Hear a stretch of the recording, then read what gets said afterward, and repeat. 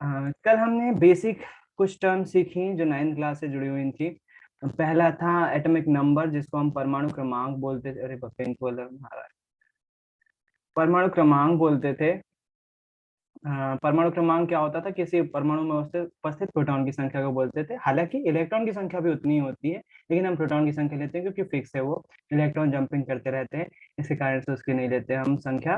परमाणु क्रमांक किस पर आधारित होते हैं? प्रोटॉन पर आधारित होते हैं। परमाणु भार किसको बोलते हैं? नाभिक में उपस्थित प्रोटॉन और न्यूट्रॉन की संख्या के योग को हम बोलते हैं परमाणु भार, जिसमें प्रोटॉन की संख्या, प्रोटॉन पर कौन सा आवेश होता है? धनावेश, और न्यूट्रॉन की संख्या को ऐड कर दिया जाता है, उसको हम बोलते हैं परमाणु भार। और इसको नापते हैं यू से, यूनिफाइड मास बोलते हैं इसको। उसके अलावा हमने देखा था कि परमाणु मतलब इलेक्ट्रॉन प्रोटॉन न्यूट्रॉन से परमाणु बनता है, परमाणु से अणु बनते हैं, अणु से बाकी चीजें बनती है।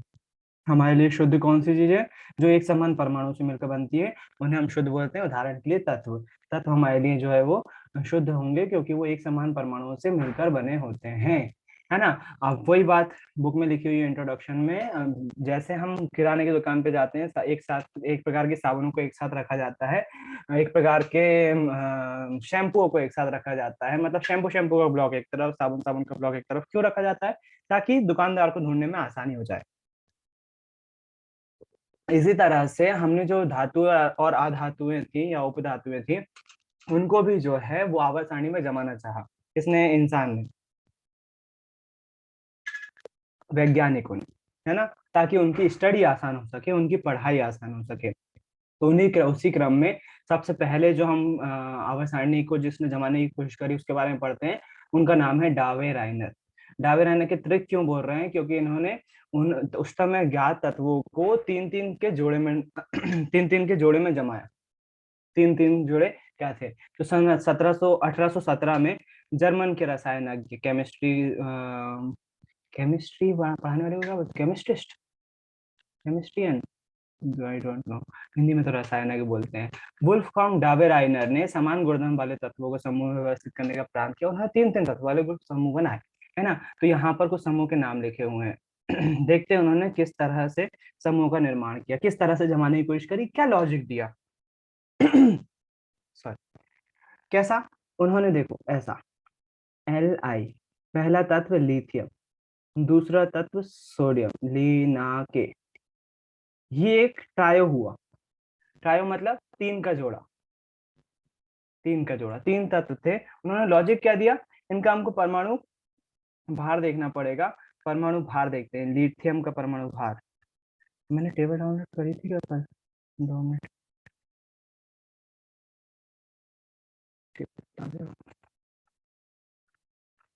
पीरियोडिक टेबल दिख जाए जल्दी से, मिल जाएगा। डाउनलोड हो जाए।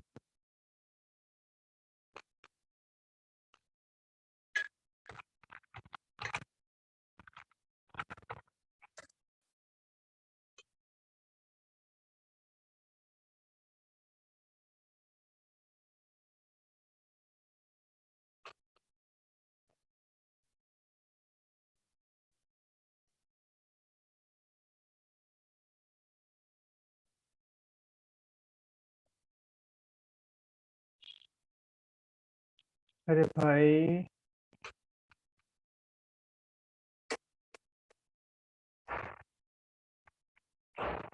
बस 2 मिनट।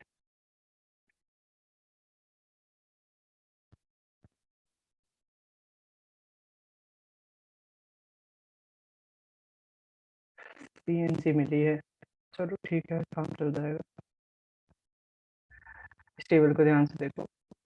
पीरियोडिक टेबल है आपकी, ये ज्यादा कलरफुल दिख रही है, अच्छी दिख रही है थोड़ी सी, है ना।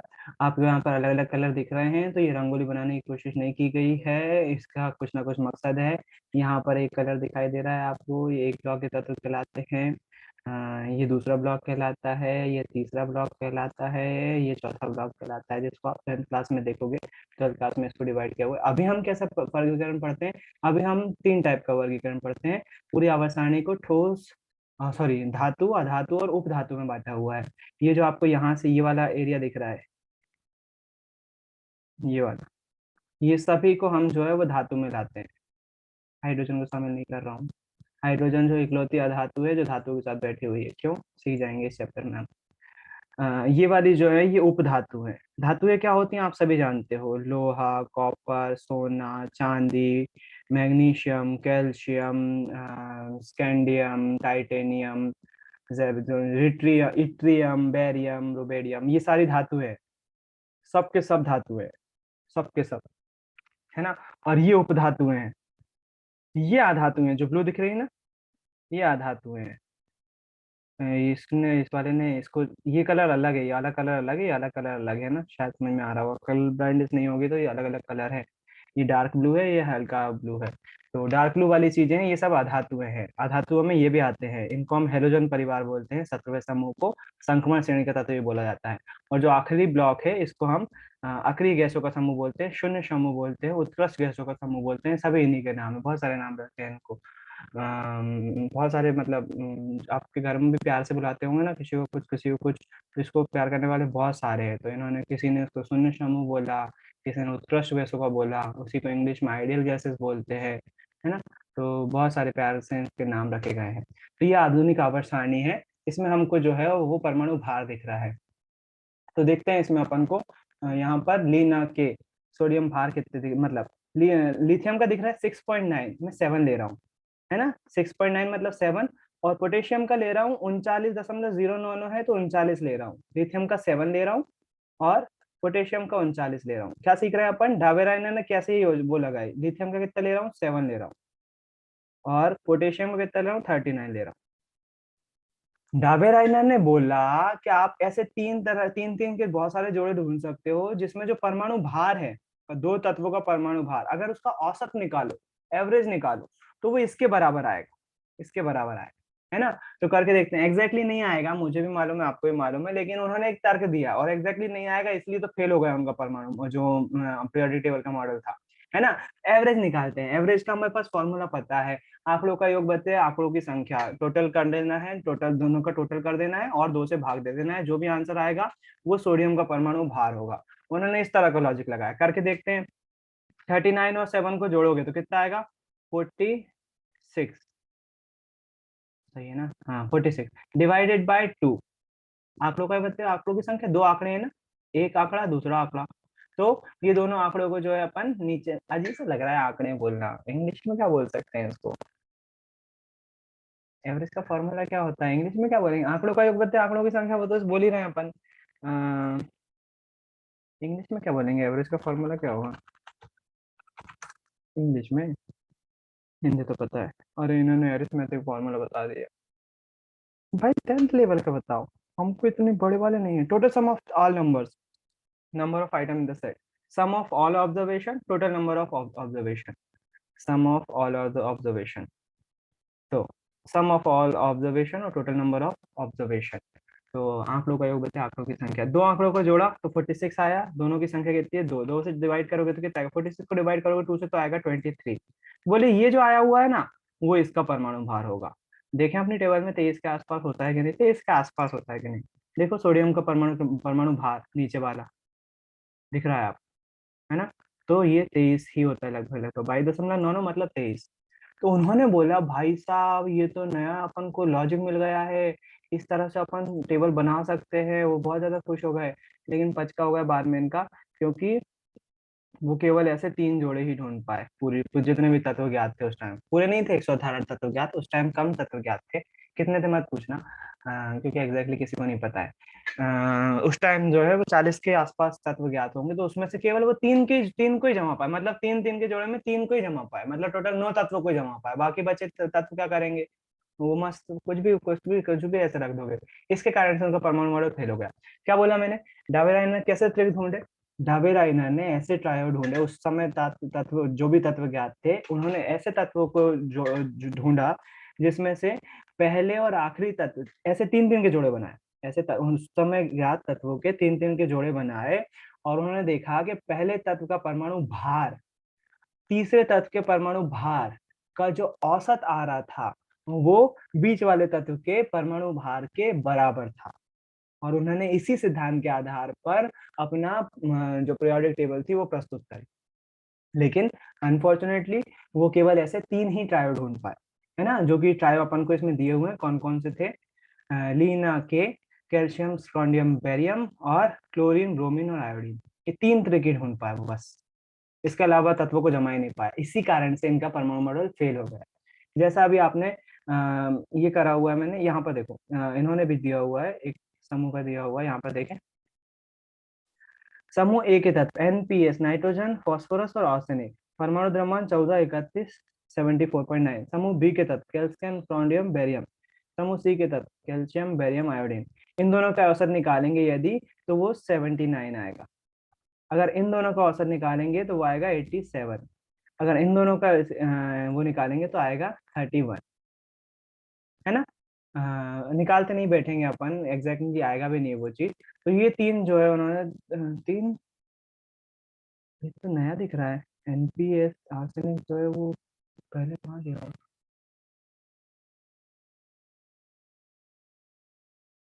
ये अपने बुक में लिखा हुआ है क्या? चित्र 5.1, कल्पना कीजिए आपको तथा आपके दोस्तों को टुकड़ों में बटा हुआ एक नक्शा मिलता है जो किसी खजाने का पता लगाता है। क्या उस खजाने तक का रास्ता पता करना आसान होगा या अव्यवस्थित? रसायनज्ञ विज्ञान में भी ऐसी अव्यवस्था थी। तत्व तो ज्ञात थे लेकिन उनके वर्गीकरण या अध्ययन की कोई विधि ज्ञात नहीं थी। ये लिखा हुआ है क्या अपनी बुक में भी? मैंने ध्यान नहीं दिया। हाँ भैया लिखा है। मैंने मेरे से कैसे छूट गया लेकिन, चलो खैर। तो मेरे ख्याल से अब बस डावेराइनर का यही सिस्टम था, है ना। और ये कमी भी लिखी हुई है, ध्यान से देखोगे यदि आप, यहाँ पर कमी लिखी हुई है, केवल 3 तरह के ज्ञात कर सके थे। तो ये उनकी कमी है, डावेराइनर उस समय तक ज्ञात तत्वों में तो केवल 3 तरह की ज्ञात कर पाए थे, इसलिए त्रिक में वर्गीकरण करने की पद्धति सफल नहीं रही। डावेराइनर का फॉर्मूला जो है फेल हो गया।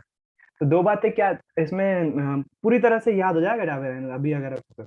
डावेराइनर ने उस समय तत्वों को कैसे ज्ञात करके कैसे जमाया, 3 के जोड़े में जमाया। उसकी क्या विशेषता रखी उन्होंने, बोला कि पहले और आखिरी तक का परमाणु भार का अगर औसत निकालोगे तो जो औसत आएगा, एवरेज आएगा, वो बीच वाले तत्व के परमाणु भार के बराबर होगा। उन्होंने इस तरह से निकाला, लेकिन अनफॉर्चुनेटली वो केवल 3 ही उस समय ज्ञात तत्वों केवल 3 ही जोड़े ढूंढ पाए। इसी कारण से उनका परमाणु मॉडल फेल हो गया। तो क्या क्वेश्चन 2 आ सकते हैं। पहला, डावेराइनर का ट्रिक समझाइए। अब जब समझाना होगा तो आपको उसकी डेफिनेशन लिखना होगी, 3 तत्वों का नाम लिखना पड़ेगा। लिथियम जो 3 तत्व जो थे उनके नाम लिखना पड़ेंगे, लीना के, कैल्शियम, स्ट्रोनियम, बेरियम और एक और था क्लोरीन, ब्रोमीन और आयोडीन।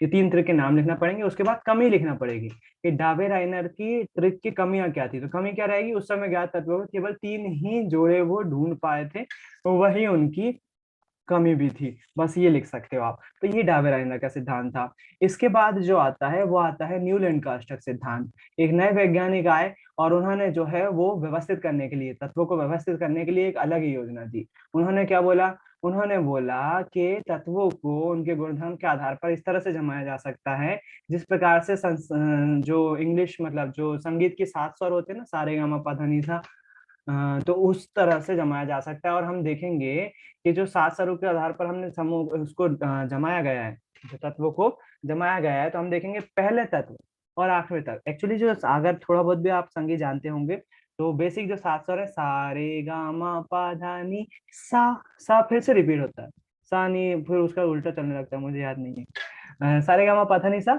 और नी सा धा नी पा गा मा रे सा, जो भी है चलो मेरे को नहीं मालूम। सा के बाद 8वां स्वर फिर से सा आ रहा है, सा रे गा मा पा धा नी सा, है ना। तो न्यूलैंड ने बोला कि भाई साहब ये जो 7 स्वर है ना, इसी तरह से हम तत्वों को क्यों ना जमा दें। और हम देखेंगे कि जो पहले तत्व के रासायनिक गुणधर्म है ना, सा वाले, तो उसी तरह के 8वें नंबर पे जो तत्व आएगा ना, जो तत्व रहेगा 8वें नंबर पर, उसके तत्व जो उसके गुणधर्म है ना, वो पहले वाले से मैच होंगे। जैसे बहुत सारे मान लो स्टार्टिंग में जमाए हुए हैं, देखो यहाँ पर टेबल को देखो। उन्होंने जो है तत्वों को इस तरह से जमाया, तो बोल रहे हैं हाली H hydrogen, lithium, barium, boron, calcium, carbon, nitrogen और ऑक्सीजन। इसके बाद फिर से क्या आ जाएगा, सा आ जाएगा, सा रे गा मा पा धा नी, फिर उसका सा फिर से आता है ना 8वां स्वर, तो जो सा वाला तत्व है वो कौन सा होगा, फ्लोरीन होगा। मतलब हाइड्रोजन के गुणधर्म फ्लोरीन से मैच हो रहे होंगे, है ना।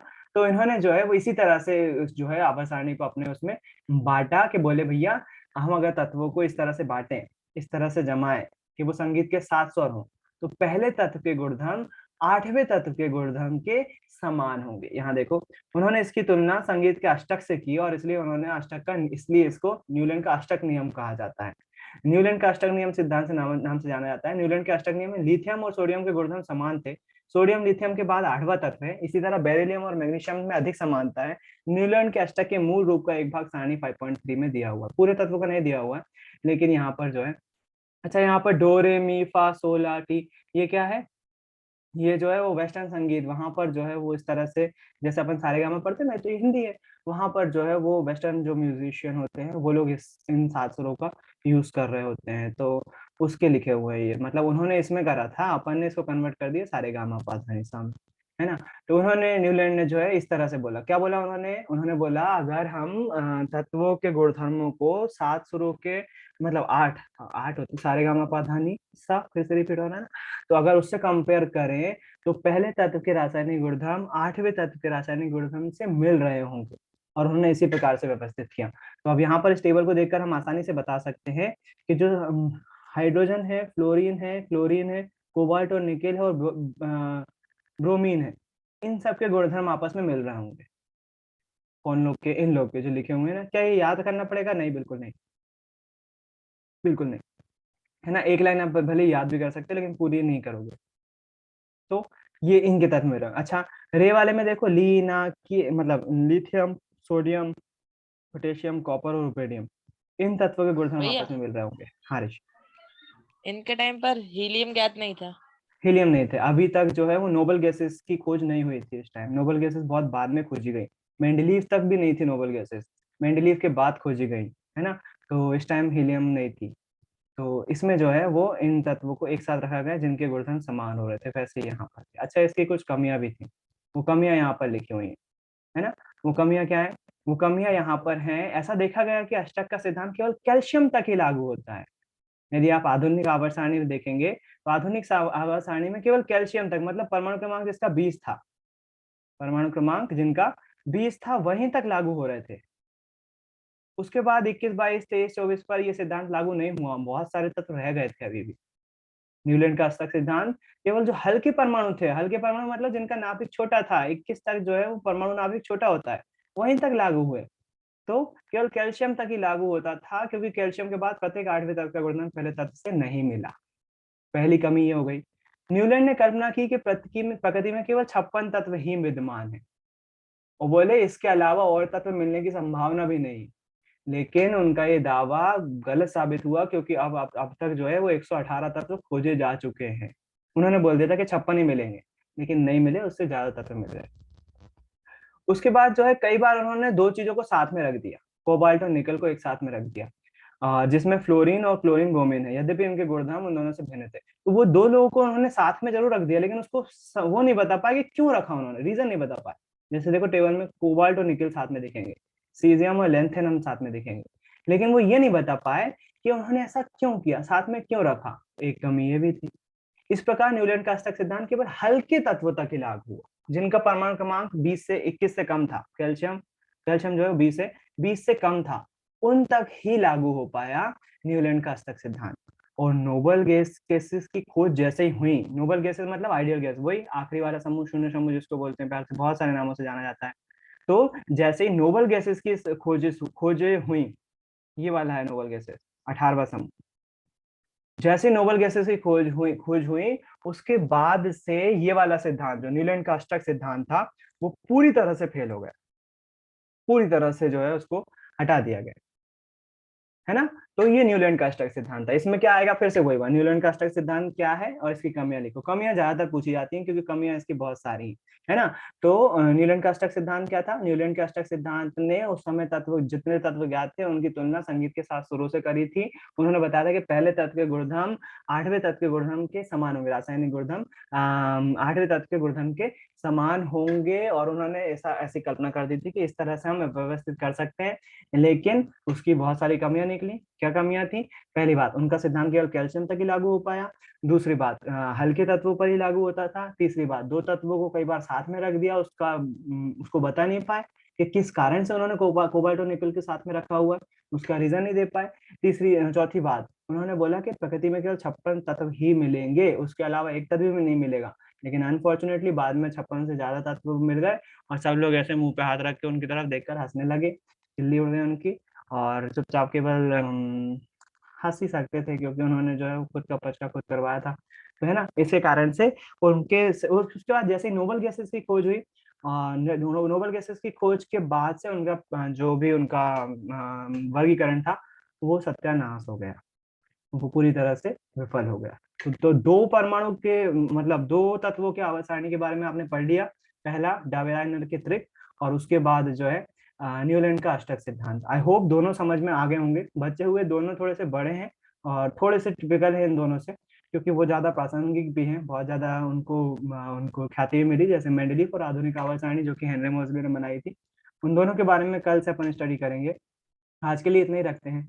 आई होप कुछ नया सीखा होगा। 12th क्लास वाले बच्चे एक बार फिर से ज्वाइन कर लीजिएगा, 10th क्लास वाले बच्चे आज के लिए इतना ही, कल फिर जय मिलेंगे। गुरुदेव भैया। बाय, गुड नाइट, जय गुरुदेव। जय गुरुदेव भैया। जय गुरुदेव भैया। जय गुरुदेव जय भैया। गुरुदेव। जय गुरुदेव भैया। जय गुरुदेव।